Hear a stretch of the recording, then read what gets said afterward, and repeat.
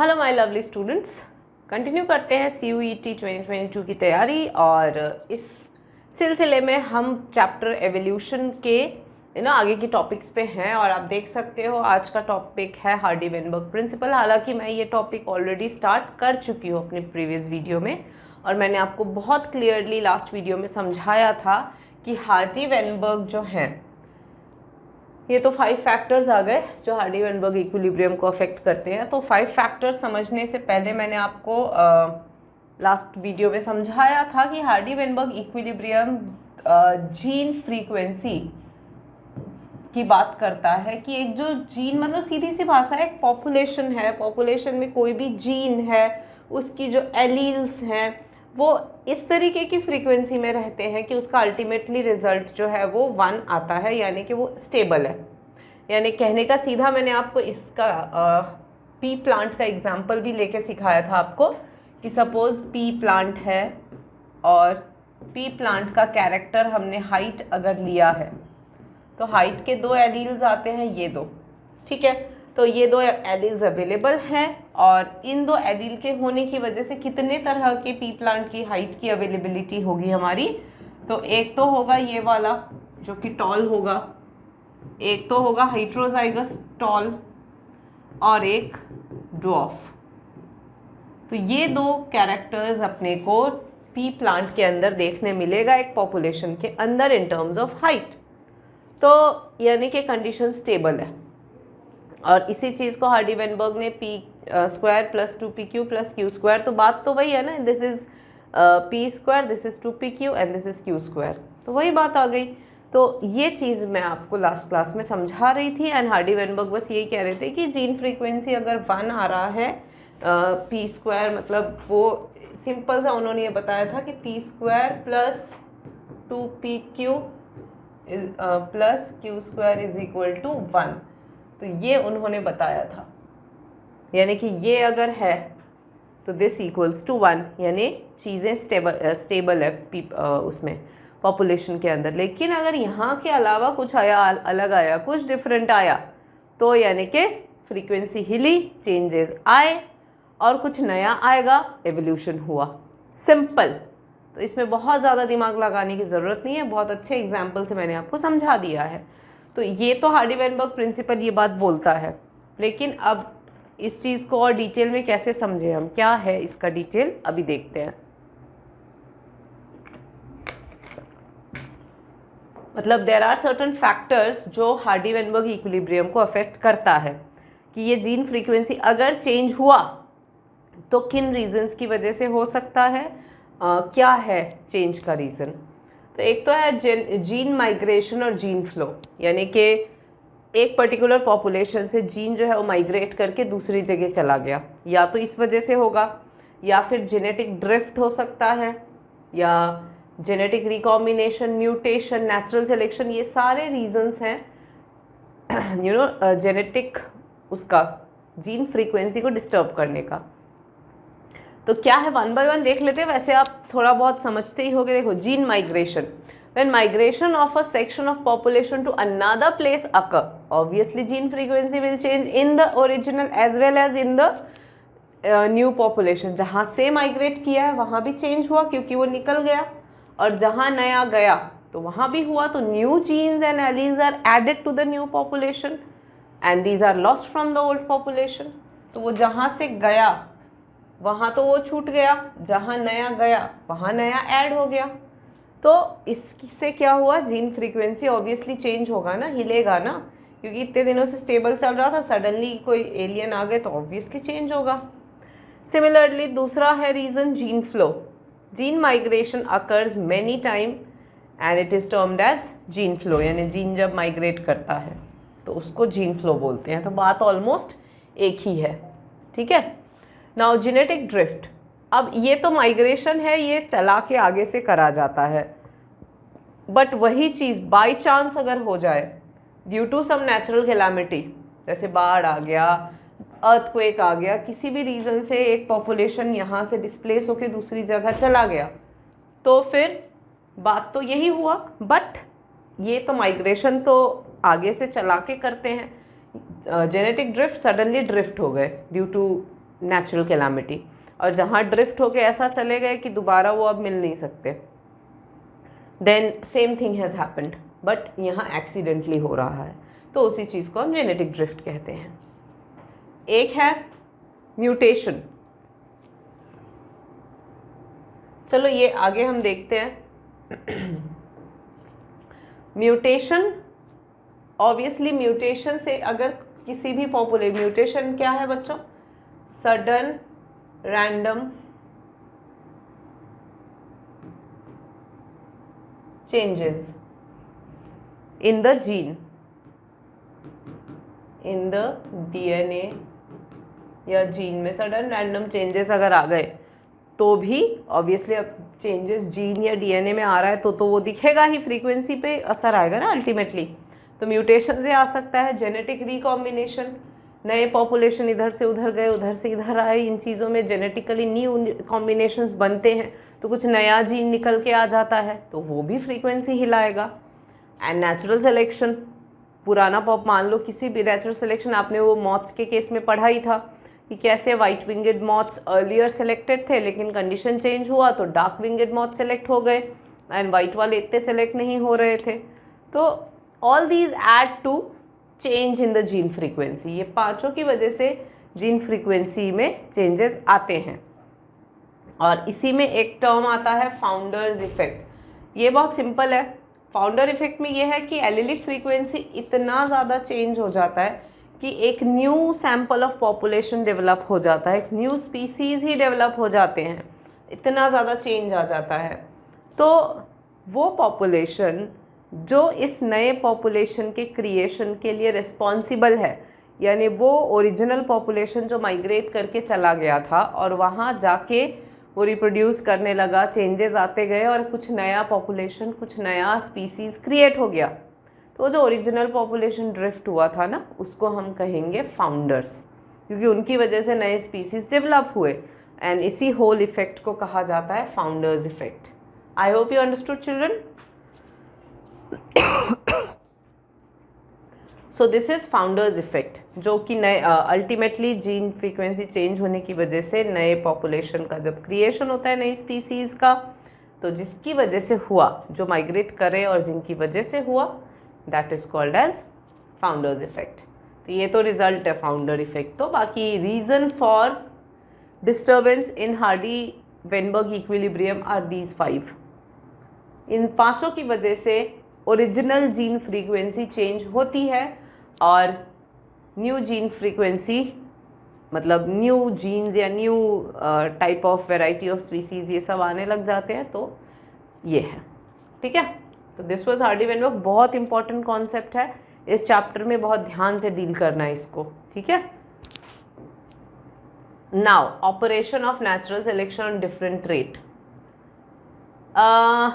ये एक्चुअली क्या होता है, ये ग्राफ है आपकी बुक में दिया हुआ है। ये ग्राफ ये कह रहा है कि कभी कभार क्या होता है बच्चों कि नेचुरल सिलेक्शन 3 तरीक़ों से ऑपरेट करता है। ये ग्राफ ये कहना चाह रहा है, जैसे ये ओरिजिनल पॉपुलेशन है, ठीक है, this is the original population, और ये वाला वो जो भी कह रहा है ग्राफिकली इस चीज़ को दिखाया, जैसे ह्यूमन हाइट मान लें हम, तो ह्यूमन हाइट नॉर्मली 4 से 6 फीट का फ़िलहाल सेलेक्टेड है, तो ये मीन वैल्यू में आ गया, ठीक है, क्योंकि ह्यूमन हाइट जनरली ह्यूमंस की हम क्या हाइट देखते हैं, 4 से 6 फीट के बीच में आपका मेजर चंक है ह्यूमन पॉपुलेशन का, तो वो हो गया आपका मीन वैल्यू।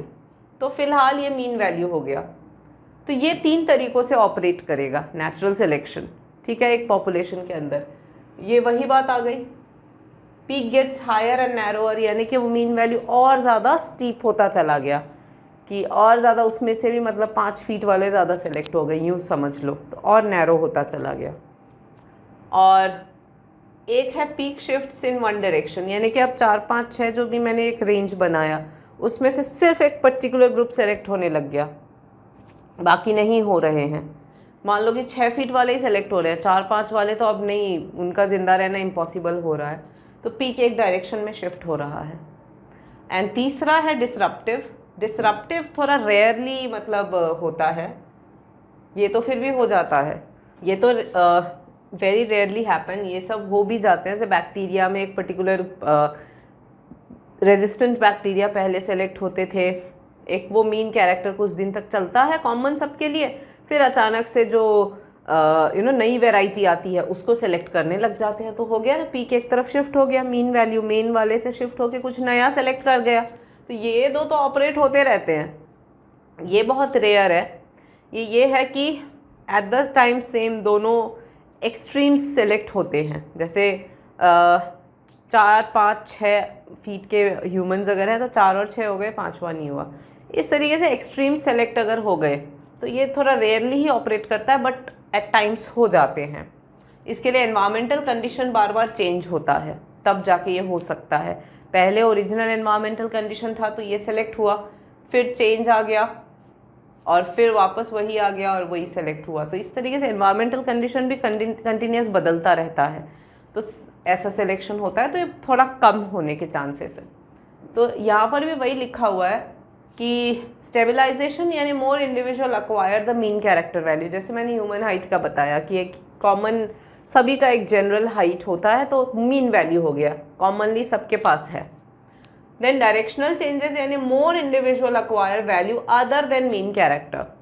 अब मीन कैरेक्टर जो सेलेक्ट हो रहा है इतने दिनों से, वो ना हो कि कुछ अलग सा कैरेक्टर वो वाले लोग ज़्यादा आने लग गए, तो ये भी हो सकता है और ये होता ही है। तो वो डायरेक्शनल हो गया, एक डायरेक्शन पकड़ लिया। और डिसरप्शन यानी कि पेरिफेरल कैरेक्टर्स, यानी डिस्ट्रीब्यूशन कर्व थोड़ा सा यूँ वाला हो जाता है। तो ये थोड़ा मैंने कहा आपको बहुत रेयरली ऑपरेट करता है। इसके लिए changing environmental, regular changing environmental conditions चाहिए, जो कि होना हमेशा एनवायरमेंटल कंडीशंस चाहिए, जो कि हमेशा होना ज़रूरी नहीं है। तो it occurs very rarely, mainly ये दो ऑपरेट हो जाते हैं। तो natural selection operates in these 3 ways, जिसको ग्राफिकली यहाँ पे ऐसा रिप्रेजेंट किया है। तो आप भी अगर ये ग्राफ आ जाता है ये कहना क्या चाह रहा है, तो ये आप ऐसे समझा सकते हैं। Okay, now the last part of the chapter, that is account of evolution. क्योंकि अभी तक हमने इस चैप्टर में ये पढ़ा कि कैसे एवोल्यूशन, मतलब अर्थ कैसे स्टार्ट हुआ, उस पर लाइफ कैसे स्टार्ट हुआ, लाइफ जब स्टार्ट हुआ तो कैसे लाइफ में धीरे धीरे चेंजेस आए, कैसे वो इतने वो हुए। तो नेचुरल सिलेक्शन पढ़ा हमने, डार्विनियन थियरी पढ़ा हमने, अडैप्टिव रेडिएशंस, तो ये सब फिनोमिनन्स हमने पढ़ लिए कि ये एक एनवायरनमेंट को बनाने में एक चेंजेस जो ऑर्गेनिजम्स में आते हैं तो क्या क्या हो सकते हैं, कैसे कैसे ऑपरेट कर सकता है। तो टेक्निकलिटीज़ काफ़ी हो गई। अब हम ये देखते हैं कि अर्थ जब से चालू हुआ है तब से अब तक क्या क्या लाइफ फॉर्म्स आई हैं, कैसे आए हैं, कब कब डिफरेंट ईरा, हमने पढ़ा था ना कि डिफरेंट ईरा में डिफरेंट ऑर्गेनिजम्स अवेलेबल थे, तो वो कौन से थे। तो अब हम उस टाइप के चैप्टर का उस पार्ट पे शिफ्ट हो चुके हैं, तो वो देख लेते हैं। तो यहाँ से तो थोड़ा सा ये आप लोगों को फैक्ट्स ही हैं, तो फैक्ट्स थोड़ा लर्न करने पड़ जाएंगे। लाइक इट सेज कि 2000 million years ago first cellular life forms appeared on earth. तो ये सारे फैक्ट है, तो ये फैक्ट्स आपको लर्न करने पड़ जाएंगी। 2000 मिलियन ईयर्स पहले लाइफ फॉर्म्स अपीयर हुए। उसके बाद में cellular form had the ability to release oxygen, ठीक है।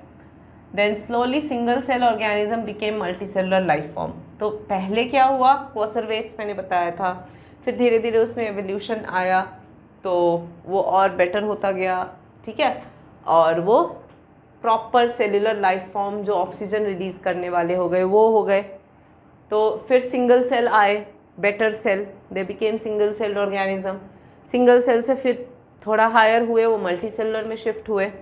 देन 500 मिलियन ईयर्स अगो में invertebrates were formed and active. तो अब ये एजेस याद रखना है। 500 मिलियन ईयर्स अगो जो है वो इनवर्टिब्रेट्स जो हैं वो आए एंड वो एक्टिव थे। तो that era was dominated by invertebrate. Jawless fish वो भी 350 मिलियन ईयर्स अगो पे अपीयर हुआ होगा, प्रॉबेबली बोल रहा है। Seaweeds, few plants, they existed around 320 million years ago. उसमें भी एक सिलकेंथ है, एक लोफ फिन फिश जो साउथ अफ्रीका में 1938 में डिस्कवर हुआ। It evolved into first amphibians that lived both on land and water, and these were ancestors of modern day frogs and salamander। ये बोल रहा है कि सिलकेंथ एक लोफ फिन फिश था और इसको जो है वो एम्फीबियंस में ये लोग इवॉल्व हुए थे, इनमें चेंजेस आए तो एम्फीबियन अलग एंड दूसरे अलग।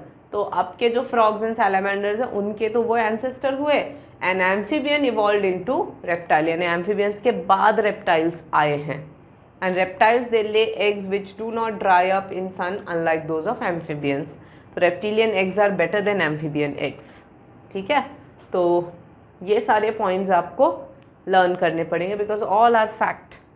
ठीक है, अब ये आपको अगेन नोट करते जाना है, जैसे जायंट फर्न्स जो हैं pteridophytes, they were present but they fell from the coal deposit slowly. तो जायंट फर्न्स जो टेरिडोफाइट्स थे वो भी थे उस ज़माने में, मतलब आपको प्लांट और एनिमल दोनों की बात कर रहे हैं। ये हम अभी सिलिकन थी कुछ 350 मिलियन ईयर्स अगो, 320 मिलियन ईयर्स अगो उस एज में है। तो एनिमल कौन सा था, प्लांट कौन सा था, ये दोनों चल रहा है। ठीक है, तो जायंट फर्न्स भी थे बट वो धीरे धीरे वही गिरते चले गए and they are responsible for today's जो कोल डिपॉजिट अवेलेबल है। Some reptiles went back into water to evolve into fish like reptile, वो 200 मिलियन ईयर्स अगो की बात है, जैसे इथायोसॉरस है। तो कुछ रेप्टाइल जो अर्थ पे जो लैंड पे थे वो मूव कर गए पानी में और वहाँ पे वाटर रेप्टाइल्स बन के इवॉल्व हो गए। एंड लैंड रेप्टाइल्स जो थे वो उस दौरान डायनासोर्स थे, जिसमें सबसे बड़ा था ये टायरानोसोरस रेक्स, टी-रेक्स जिसे बोलते हैं, जो 20 फीट उसकी हाइट थी एंड डैजर लाइक टीथ, मतलब बहुत फियरसम था। 65 million years ago dinosaur suddenly disappear हो गए and some of them evolve into birds, ये भी बोला जाता है। एंड फर्स्ट मैमल्स जो थे वो श्रीव्स जैसे थे, क्योंकि वो उनकी फॉसिल्स देखे गए तो छोटे से थे। मैमल्स फिर धीरे धीरे विविपेरस थे and they were able to protect their young ones and better थे। And due to continental drift pouched mammals of Australia survived because of lack of competition from any other mammal. Continental drift यानी पहले क्या था, सारे continents एक ही जगह पे थे ऐसा माना जाता है, लेकिन ड्यू टू द ड्रिफ्टिंग धीरे धीरे करके अर्थ पे भी वो कॉन्टिनेंट्स एक दूसरे से ड्रिफ्ट होते गए, दूर होते गए एंड 7 कॉन्टिनेंट्स वर फॉर्म्ड। तो ये जो पाउच्ड मैमल्स थे मार्सुपियल्स, ये ऑस्ट्रेलिया में रह गए ड्रिफ्टिंग के कारण, तो कंपटीशन था नहीं, तो आराम से वहाँ पर सर्वाइव कर गया and it is found only in Australia there. ठीक है, तो इस तरीके से ये सारे फैक्ट हैं, कब कौन आया, किससे कौन इवॉल्व हुआ, तो ये सारे फैक्ट्स यहाँ दे रखे हैं आपके लिए। तो you have to learn all these facts. ठीक है, और यहाँ पे ये चार्ट है जो जियोलॉजिकल पीरियड्स दे रखे हैं बच्चों, these are the geological periods. ये एक ईरा है। ठीक है, Paleozoic era, Mesozoic era, Cenozoic era. इस ईरा को ये फर्दर पीरियड्स में डिवाइड किया गया है। ठीक है, this is the era. Actually क्या होता है ना कि आप सिर्फ एक ईरा एक एज में डिवाइड कर दो तो चीज़ें नहीं आप पढ़ पाते हो, तो उसको छोटे छोटे और सब कैटेगरीज में डिवाइड करना पड़ता है, तब जाके स्टडी इजी होता है। इसीलिए मेन ईरा को फर्दर कुछ पीरियड्स में डिवाइड करना, पीरियड्स को भी फर्दर इपोक्स में डिवाइड किया गया है, तो ऐसे करना पड़ता है ताकि वो स्पेसिफिकली हम उस चीज़ को ढंग से पढ़ सकें।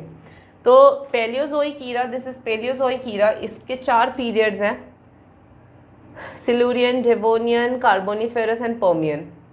इस दौरान कौन कौन से ये प्लांट्स अवेलेबल थे ये आप यहाँ पे आराम से देख सकते हो। जैसे जोस्टेरोफाइलम वाला ग्रुप था सिल्यूरियन में, स्टार्ट यहाँ से क्लोरोफाइट, रेक्योफाइट, राइना टाइप प्लांट यहाँ से ओरिजिनेट हुआ, और यहाँ से देख रहे हो ये एवोल्यूशन चालू है। यहाँ ये एंसेस्टर्स थे, यहाँ से एवोल्यूशन स्टार्ट है, लेकिन इनसे एवोल्यूशन होते हुए कौन कब आया, बस उन जगहों पे इनको पॉइंट आउट कर दिया। जैसे पर्मियन में आर्बोरेसेंट लाइकोपॉड्स थे, जुरासिक में हर्बेशियस लाइकोपॉड्स थे, फर्न्स थे, कॉनिफर्स थे, साइकेड्स थे जो जिम्नोस्पर्म्स होते हैं।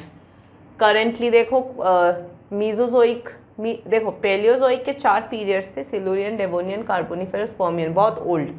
उससे थोड़ा न्यू है Mesozoic, that is Triassic, Jurassic and Cretaceous, ये 3 पीरियड है।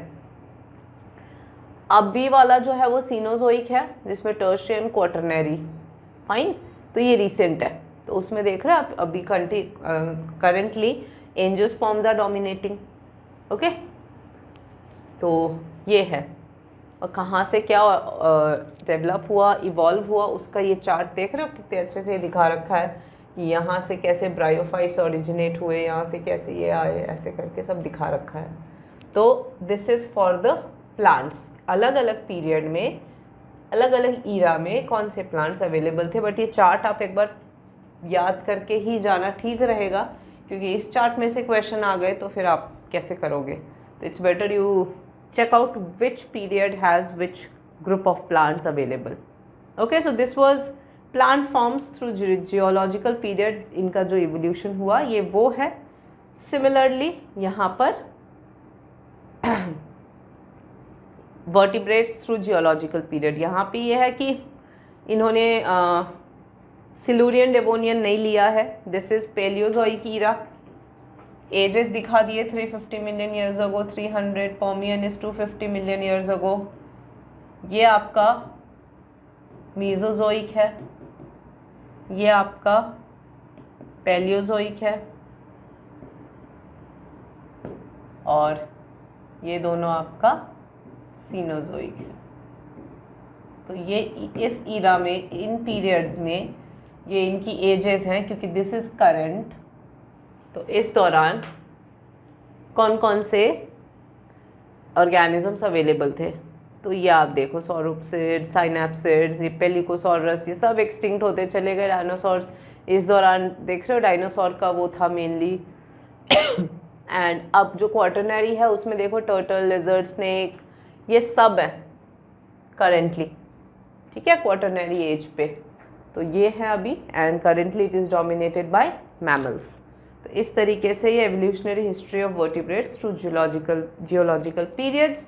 और पीछे वाला स्लाइड प्लांट के बारे में था, ये वाला एनिमल्स के बारे में है, ठीक है। तो ये आप देख लेना कब कौन सा ग्रुप जो है वो प्रेजेंट हुआ करता था, किस पीरियड में, वो देखना रहेगा।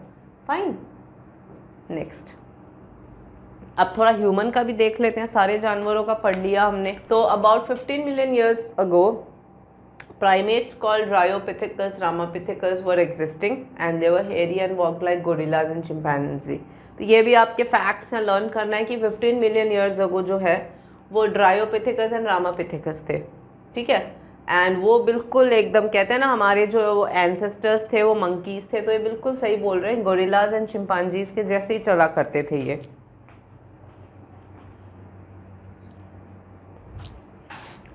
आफ्टर दैट रामापिथेकस, ये थोड़े मैन लाइक थे, वाइल ड्रायोपिथेकस एप लाइक था। तो few fossils of man and they have been discovered in Ethiopia and टंजानिया।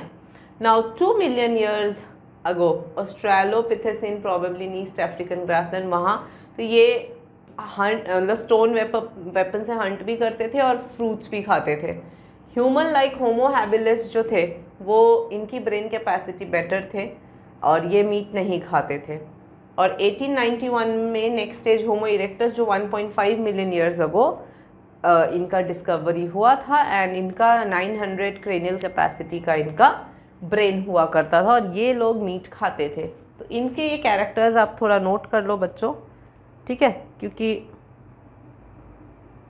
कौन कब आया और इनके क्या फीचर्स थे बहुत क्लियरली आपकी बुक में भी दे रखा है। किसकी कितनी ब्रेन कैपेसिटी, क्रेनियल कैपेसिटी है ये कितनी थी, कौन मीट खाता था, कौन नहीं खाता था। बट हाँ, ये यूं ही चला है, Dryopithecus, Ramapithecus, Australopithecus, Homo habilis, Homo erectus, ठीक है, यही चलेगा। Then Neanderthal man and finally Homo sapiens. जैसे निएंडरथैल थे, इनका 1400 क्रेनियल कैपेसिटी था, ठीक है, और ये 1,00,000 to 40,000 years back and they used to bury their dead. और होमो सेपियंस जो 10,000 years ago मॉडर्न होमो सेपियंस अरोज, और उसमें ये है कि केव आर्ट भी आया था, एग्रीकल्चर भी किया इन्होंने, आइस एज के बिटवीन में आए थे, तब से अब तक होमो सेपियंस चल रहा है।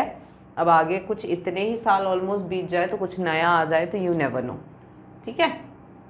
तो ये सब फैक्ट्स हैं बच्चों, इन सारे फैक्ट्स को आपको देखना पड़ेगा क्योंकि all these facts will help you learn. ये देखो आप यहाँ पे, ये एक सीक्वेंस दिया गया है, ड्रायोपिथेकस कैसे एप लाइक थे, देन रामापिथेकस, देन ऑस्ट्रेलोपिथेकस, होमो इरेक्टस से चलने लगे सीधा, देन निएंडरथल मैन, क्रोमैग्नॉन, ये देखो ये वो भी करते थे हंट वंट, एंड मॉडर्न मैन होमोसेपियंस, ठीक है, ape and man, then first primitive man like ape, then connecting link ये ape man Australo, then forerunners of man ये Neanderthal, and then this how, तो this is how human development took place, ठीक है। तो ये जितने भी यहाँ पे पॉइंट्स दे रखे हैं सारे आपके फैक्ट्स हैं, तो इन फैक्ट्स को आपको लर्न करने पड़ेंगे, ताकि क्योंकि अपना जो CUET है वो ऑब्जेक्टिव रहेगा, तो उसमें तो जब तक ये फैक्ट्स याद नहीं होंगे आप कैसे सही ऑप्शन को चूज़ कर पाओगे। तो इन फैक्ट्स को बहुत ध्यान से पढ़ना, and it will be all sorted, don't worry. Chapter बहुत आसान है, बहुत सिंपल है, कोई बहुत ज़्यादा अंडरस्टैंडिंग वाइज ये नहीं, ये समझ नहीं आ रहा है, ऐसा कुछ प्रॉब्लम नहीं आएगा। मोस्टली फैक्चुअल हैं, just learn them and you will be all sorted children, ठीक है। तो इसी विश्वास के साथ मैं ये लेक्चर एंड कर रही हूँ। आप अपनी तैयारी पूरे ज़ोर शोर से करते रहिए, एंड हमारा हेल्प हमेशा साथ है आपके। So you all take care and a good bye children.